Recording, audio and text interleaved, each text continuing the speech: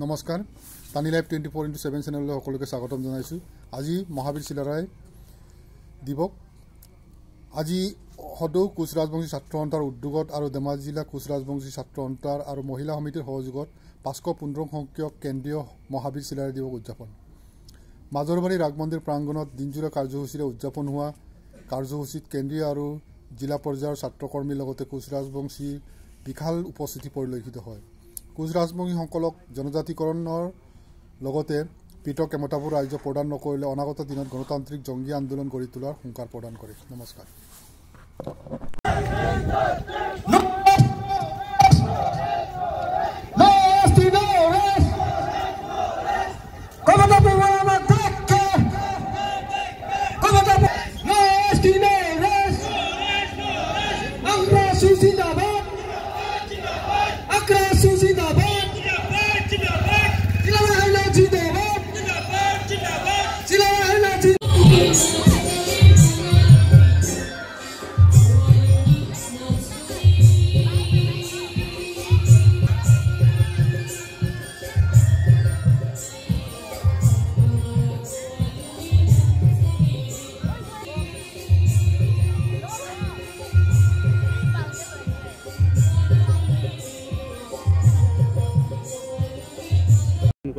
উপস্থিত 515তম বিশ্ব মহাবীৰ চিলাৰায় দিৱসৰ সংগতি ৰাখি ইতিমধ্যে আমাৰ ফ্লেগ হোষ্টিং কাৰ্যসূচী হৈ গ'ল, শ্বহীদ তৰ্পণ হৈ গ'ল, বিশ্ব মহাবীৰ চিলাৰায় প্ৰতিমূৰ্তিত মাল্য অৰ্পণ হৈ গ'ল।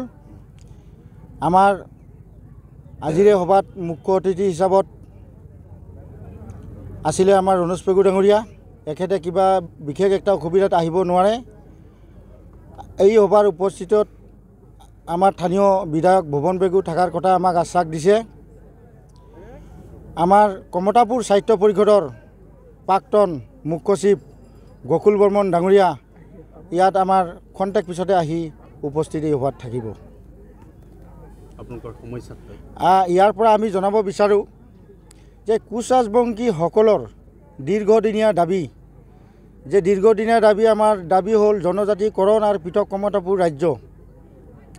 যেতিয়ালৈকে আমি নাপাম তেতিয়ালৈকে আমি ধাৰাবাহিকভাৱে আন্দোলন চলাই থাকিম।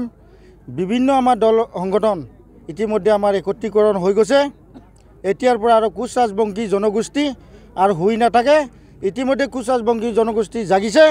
কোচ ৰাজবংশী জনগোষ্ঠী নিজৰ জনজাতিৰ কাৰণে ধাৰাবাহিকভাৱে আমি আন্দোলন চলাই গৈ থাকিম। এতিয়া মাজত খুব সুন্দৰ পৰিৱেশ বীৰ চিলাৰায় দিৱস আৰু ইয়াৰ পৰাই আপোনালোকৰ যি দীৰ্ঘদিনীয়া দাবী, এই দাবীসমূহলৈ চৰকাৰক কি জনাব?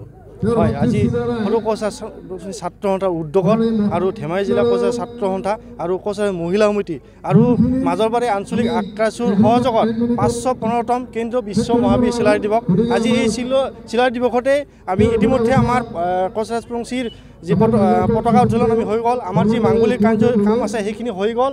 আমাৰ আজি চিলাৰায় দিৱসত আমি এটাই চৰকাৰক আহ্বান জনাব বিচাৰিছোঁ, আমাৰ যি জনজাতিকৰণ, আমাৰ যি কমতাপুৰৰ সমস্যা, এই কমতাপুৰৰ সমস্যাটোক অতি শীঘ্ৰে বাস্তৱতা সমাধান লাগে। আৰু চৰকাৰে আমাক এটা আজি চাওক, আপোনালোকে সকলোৱে জানে কোচ ৰাজবংশী জাতি ইতিহাস থকা জাতি। এই জাতিয়ে আজি বহুত ইতিহাস আছে। আমাৰ এতিয়াও বিদ্যাপুৰত, আপোনাৰ কোচবিহাৰত তেওঁৰ ৰাজবাৰী আছে। গতিকে চৰকাৰে আমাক এই সমস্যাটোক যাতে হেতালি নেখেলে আৰু অসম চৰকাৰ আৰু ভাৰত চৰকাৰক কমতাপুৰ সমস্যাটোক অতি শীঘ্ৰে আমাৰ ব্যৱস্থা কৰক। আৰু যদি সমস্যা সমাধান নকৰে আমি কিন্তু আন্দোলন কাৰ্যসূচীত কৰিবলৈ আমি বাধ্য হ'ম। এইখন চৰকাৰে বন্দুক বাৰুদৰ কথা বুজি পায়, গণতান্ত্ৰিক আন্দোলনৰ কথা বুজি নাপায়। গতিকে চৰকাৰক 2025 চনৰ ইলেকশ্যন বিধানসভা ইলেকশ্যনৰ আগতে যদি চৰকাৰে আমাৰ সমস্যাটো সমাধান নকৰে আমি কিন্তু ধাৰাসাৰ আন্দোলন কাৰ্যসূচী কৰিবলৈ আমি বাধ্য হ'ম। ধন্যবাদ।